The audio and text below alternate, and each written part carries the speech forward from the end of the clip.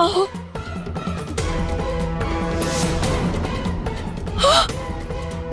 अहो,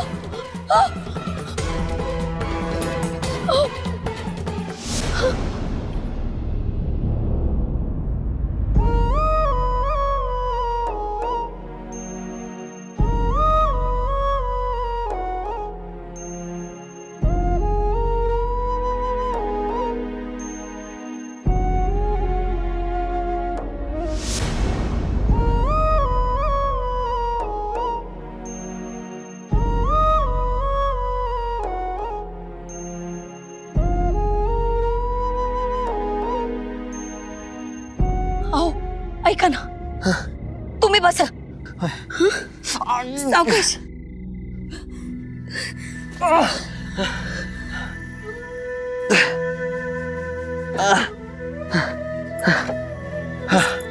तू बस, मी हाकतो गाडी. नाही अहो, केवढं लागलंय तुम्हाला? नाही सावित्री, नाही, मी हाकतो गाडी. ऐका, तुम्ही बसा, मी हाकते गाडी. सावित्री, ऐका ना, मी हाकते गाडी.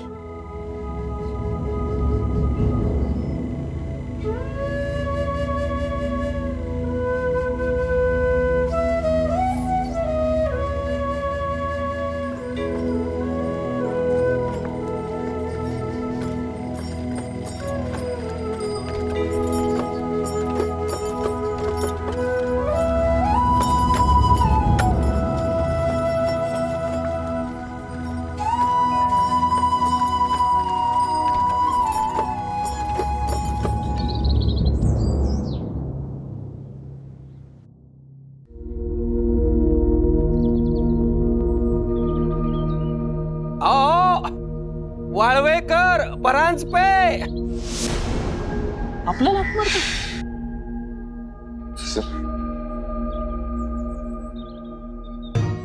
तुम्ही आम्हाला हाक मारली का?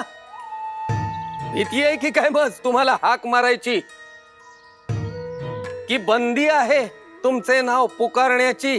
छे छे, तुम्हाला कसली आली आहे बंदी? पण तुम्ही हाक माराल अशी सवय नाही ना आम्हाला, त्याच्यामुळे जरा वेगळे वाटले, बाकी काही नाही. असे असे असे असे तुमच्या मित्राबद्दल काही वेडीवाकडी चर्चा कानावर आली नाहीये ना तुमच्या?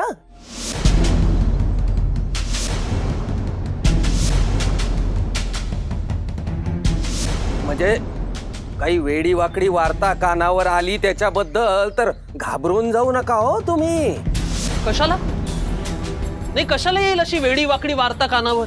भोग भोग असतात ना, आपल्या कर्माची फळे आपल्यालाच भोगावी लागतात आणि ती याच जन्मात भोगावी लागतात. म्हणजे आता जो त्याच्या वाईटावर काय कमी लोक आहेत का? म्हणजे समजा जंगलामध्ये कोणी मान मोडून ठेवली, त्याची कळायचे सुद्धा नाही.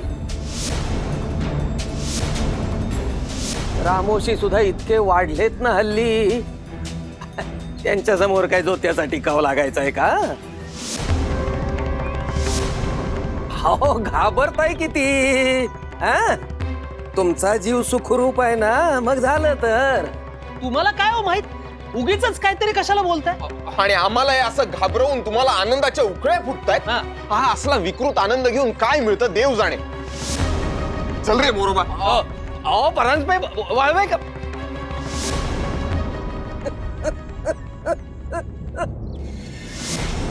आता केवळ काय होईल ते सांगितलेच आहे मी. उद्या ते घडून प्रत्यक्ष तुमच्या सामोरे येईल, तेव्हा तुमची अवस्था बघण्यातला आनंद, हो, ती मौजच वेगळी.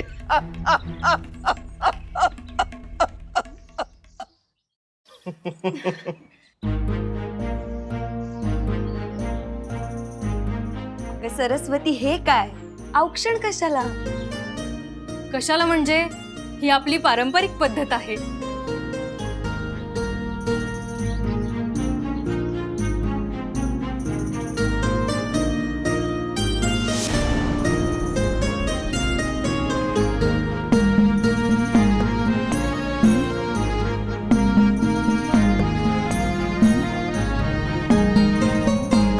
ही माझी आत्या, शकू आत्या, इथेच राहते.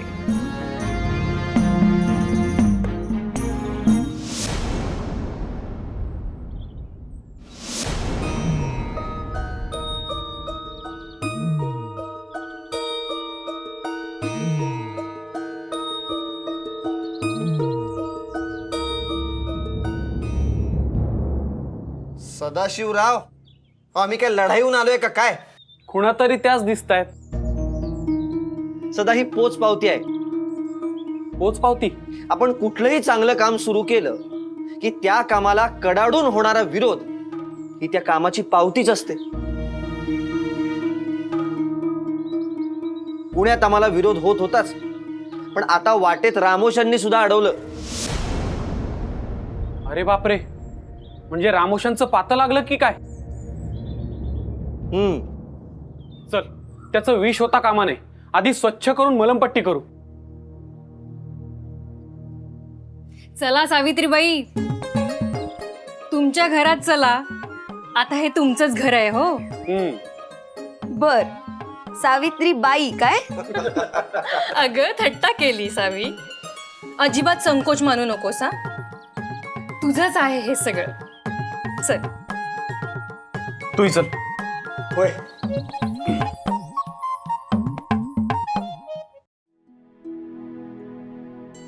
सरू, ए सरू, हेच का ते यायचे होते? हो. मला वाटलं कोणीतरी राजे रजवाडे किंवा पेशवे किंवा एखादा संस्थानिक किंवा गेला बाजार कोणीतरी सरदार असेल. मला मेरीला काय कळतंय? काहीतरी काय बोलते अशोकू आत्या. आपलं घर काही राजे रजवाड्यांनी येण्यासारखं आहे. नाही का? पण तयारी मात्र तशीच करत होतीस. दिवे काय, ओवाळणी काय, औक्षण काय? आत्या, औक्षण, दिवे, ओवाळणी या सगळ्याचा अर्थ एकच होतो की नाही? तीन तीनदा म्हटल्यावर त्याचं स्वरूप काही मोठं होत नाही. पण सरू, तू पण अगदी भोळीच आहेस. केवढं कौतुक ते. पण हे काही आपल्यातले वाटत नाहीत. आपल्यातले कसे वाटतील आत्या? आपल्यापेक्षा फार उंच माणसं आहेत ती. मला मेलीला काय कळतंय? मी आपली आश्रित. त्या अहो, कुठलं कुठे जोडताय तुम्ही? आता ह्यात तुम्ही आश्रित असण्याचा काय संबंध? नाही कसं? तू सुद्धा ओळख काय करून दिलीस? ही इथेच राहते म्हणजे म्हणायचं होतं आश्रित. आश्रित असले तरी डोळे आणि कान शाबूत आहेत माझे. कान जरा तिखटच आहेत. आत्या, माझ्या म्हणण्याचा अर्थ तसा नव्हता. इथेच राहते म्हणजे आता तिला कल्पना नसेल ना इथे कोण कोण राहतं. तिला वाटलं असेल आम्ही दोघंच राहतो. आणि जेव्हा आपण दुसऱ्यांच्याकडे राहायला जातो तेव्हा मनाची तयारी झालेली असते की नाही? मनाची तयारी? हे बघा, माझी मैत्रीण 6 महिने इथे राहणार आहे. आणि जेव्हा आपण दुसरीकडे जातो तेव्हा डोक्यात एक चित्र तयार झालेलं असतं. त्याला मी मनाची तयारी असं म्हटलं. अगं बाई, म्हणजे इथे राहणार आहे हे मेहूण, शिवपार्वतीचा जोडा? आणि 6 महिने इथे राहून काय करणार आहे? नाही नाही, दोघं नाही. सावी एकटीच 6 महिने इथे राहणार आहे. अध्यापनशास्त्र शिकायला आली आहे ती.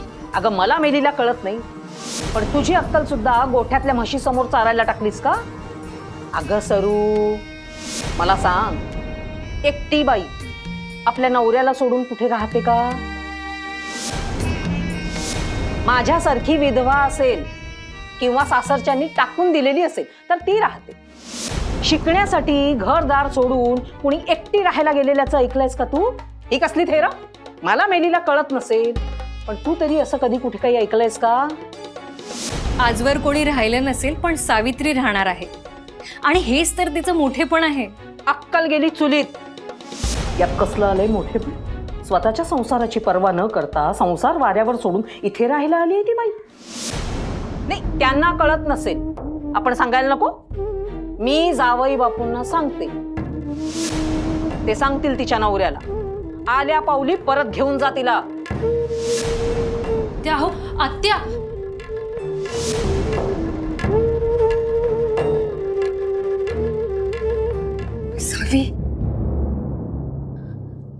काळजी नको करूस. माझी आत्या तोंडाने फटकळ आहे, पण मनाने वाईट नाही येत अगं त्या.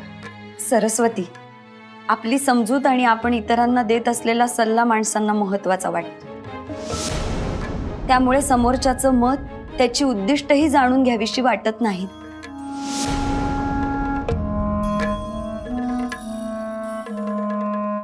ज्योती, तू सांगतोयस तेवढी रामोशनची घटना काही मला सरळ वाटत नाहीये.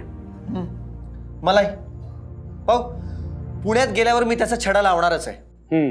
पण सदा, त्याच्याही पेक्षा एक महत्वाची बातमी मला तुला सांगायची आहे.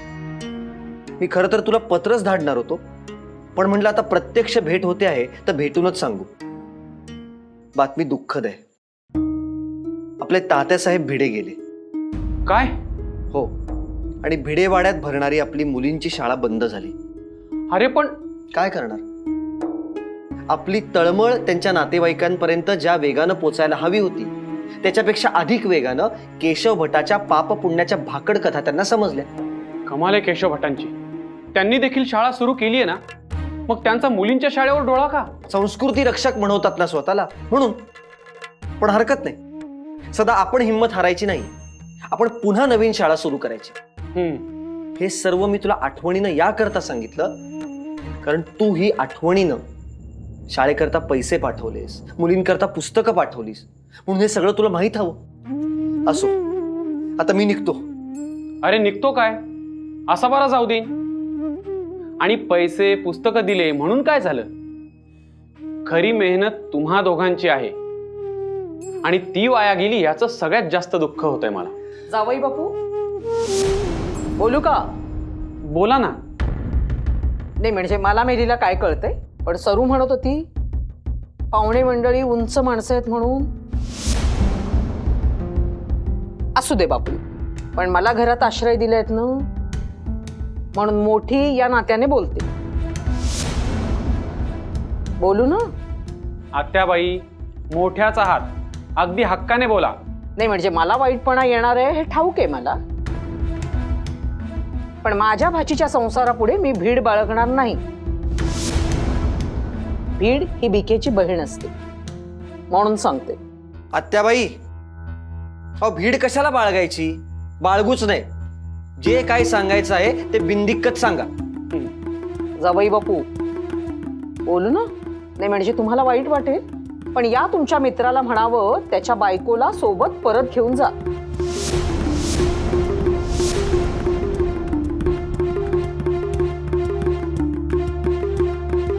आणि एकटीच बाई स्वतःचा संसार सोडून दुसऱ्याच्या संसारामध्ये राहणार,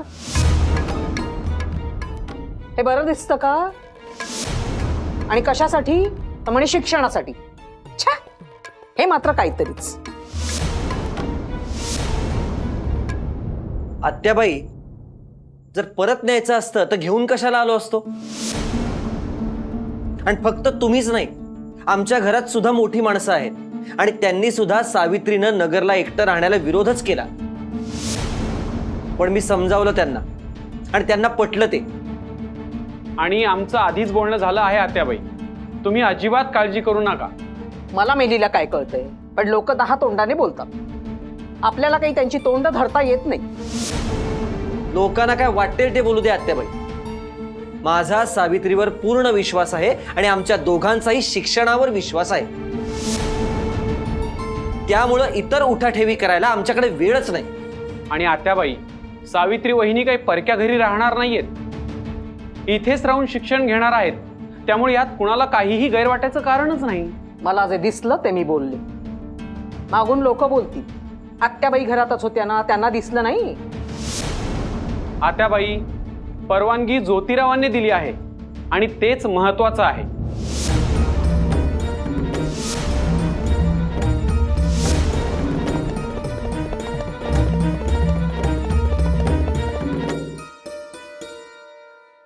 तर सदाशिवराव गोवंडे, मी निघतो. काय हो भाऊजी, अगदी आल्या आल्याच निघालात. एवढे रागावलात का? नाही नाही, छे छे, मी कशाला रागवतोय? पण बैलगाडी दुसऱ्याची आहे. दुसऱ्याची बैलगाडी आपण किती दिवस वापरायची, नाही का?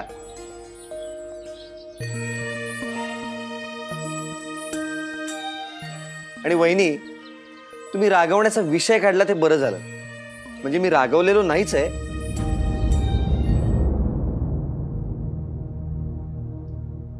पण तुमच्या या आत्याबाईंना तुमच्या संसाराची आणि माझ्या संसाराची विशेष काळजी आहे.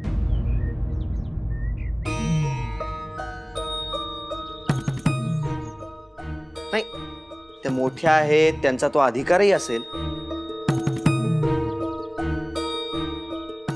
पण सावित्रीनं इथं राहणं जर त्यांना आवडणार नसेल तर तुम्ही तसं स्पष्ट सांगा. नाही हो, म्हणजे ती जरा तोंडाने फटकळ आहे. मी सावीला सांगितलंय तसं. आणि आम्ही बायका बायका बघून घेऊ, तुम्ही नका त्यात पडू. हो, पण सावित्रीची अर्धी शक्ती त्यात खर्च व्हावी असं मला वाटत नाही. मी थोडं स्पष्ट बोलतो सदा. आम्ही इथं शिक्षणाकरता आलेलो आहोत, पण त्याचा तुम्हाला काही त्रास होणार असेल, त्यामुळे तुम्हाला काही अडचण होणार असेल तर ते आम्हाला आवडणार नाही. बस ज्योती, आता मी काय सांगतो ते ऐक. तू माझ्यासाठी आणि माझ्या कुटुंबासाठी जे काही केलं आहेस त्या तुलनेत आम्ही करतोय ते काहीच नाही.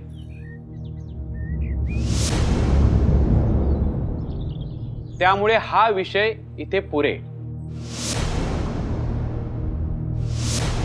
आणि तुमची लाडाची बायको माझी सुद्धा जीवाभावाची मैत्रीण आहे हो. मला सुद्धा तिची काळजी आहे म्हटलं.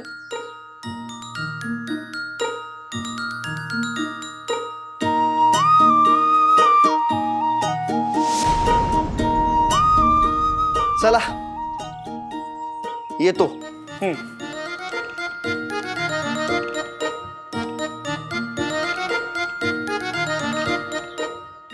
पत्र पाठवत जा. शिक्षणाची प्रगती कळवत राहा. हो, शिक्षणाचीच प्रगती कळवी. माझ्याबद्दल काहीही कळवणार नाही. तसं म्हटलं का मी? अगोदर तुझ्याबद्दल कळव आणि मग शिक्षणाची प्रगती कळव.